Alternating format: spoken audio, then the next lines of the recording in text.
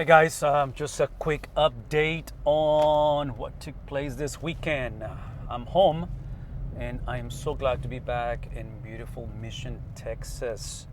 It was intense, it was beautiful, it was very tiring, as preaching and serving churches typically is. As a pastor, man, Sundays are game day, and it's always a blessing to be a part of the local church.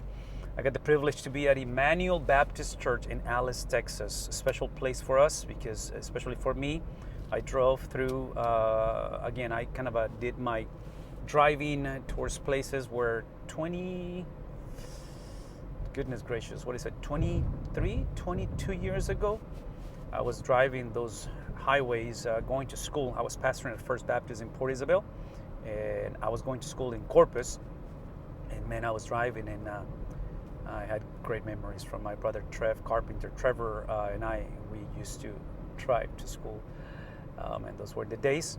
And anyway, so got a chance to be with this beautiful church, and especially with Pastor Craig. Man, that again, going back to 20-some years ago, that was exactly when I met him, and we were just going through some experiences of how ministry brought us together, and 20 plus years ago. And I'm telling you, nothing more uplifting than when you meet and you see friends in ministry and you get to do ministry with them, but also when you see that kind of a perseverance, that endurance in ministry. And it's a reminder that just comes straight from the God who chooses to preserve us. So that perseverance, obviously the result of God's preservation, which is always a message that we try to convey. So this weekend, again, as a pastor, I take and I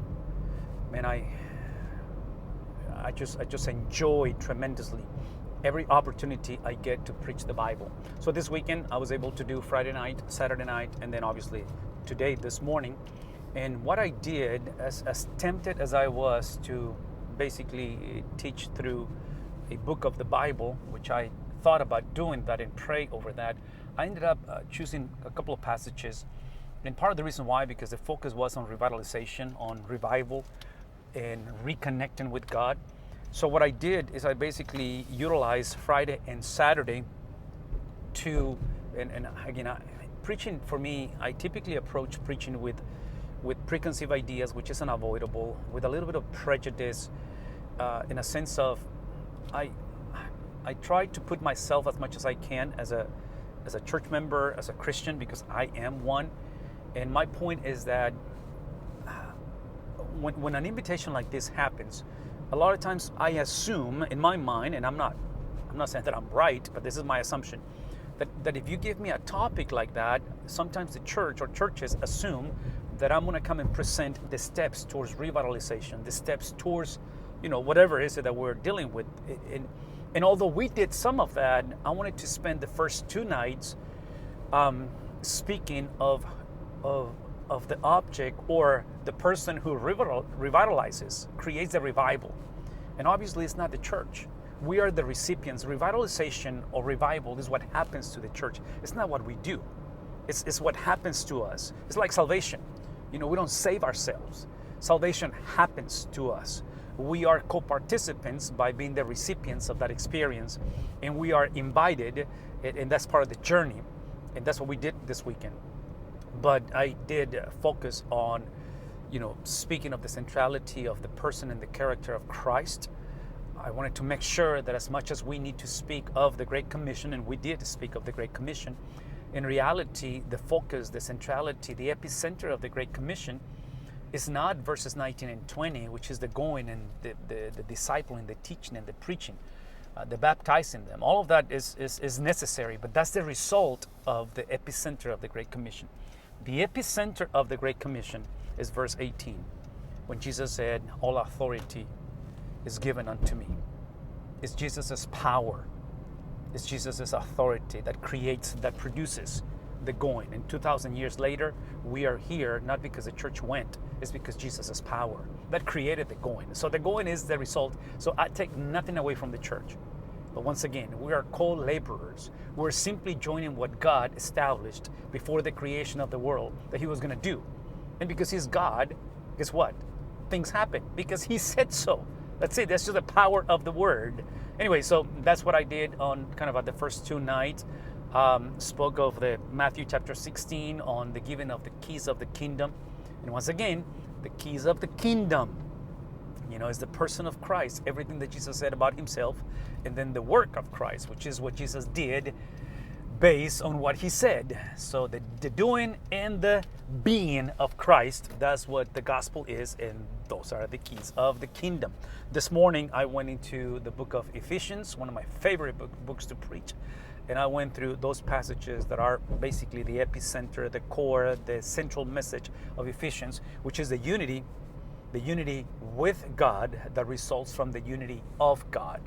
So the triune God, I'm picturing again the priestly prayer in the book of John, chapters 14 through 17, and Jesus praying and asking the Father that the church will experience the same unity that they, the Father and the Son, experience. And this is what I mean by the unity of God produces the unity with God.